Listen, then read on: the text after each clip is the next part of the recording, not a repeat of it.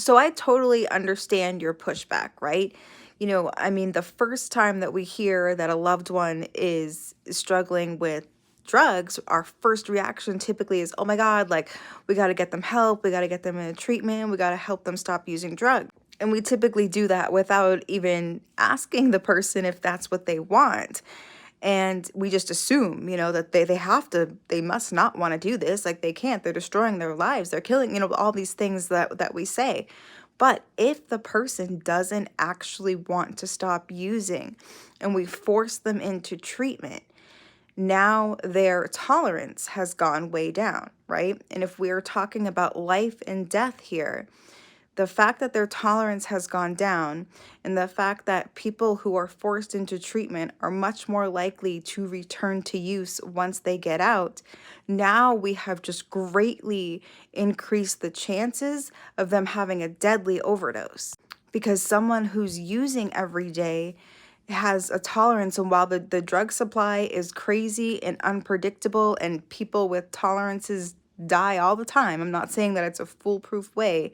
Someone who doesn't have a tolerance and mixed with the drug supply of today, I mean, it's extremely increasing those chances for a deadly overdose, especially because now the person's much less likely to tell you, like, once you force them into treatment or once everyone knows they went to treatment, they're much less likely to be honest with people about using, because everyone's gonna be like, but you just got out of treatment, blah blah blah blah, and they're gonna be forced back into treatment.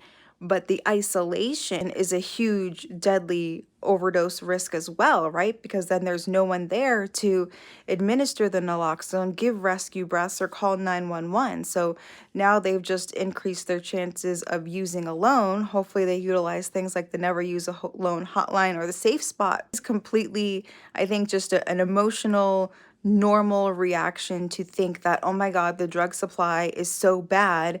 I don't want my loved one using that drug supply. We must get them off the drugs. And if that's what the person wants, absolutely. But if the person doesn't want that, we need to be aware of what the facts are versus what our feelings are. And the facts show that if we force them into treatment when they don't want it, we are greatly increasing their chance of having a deadly overdose.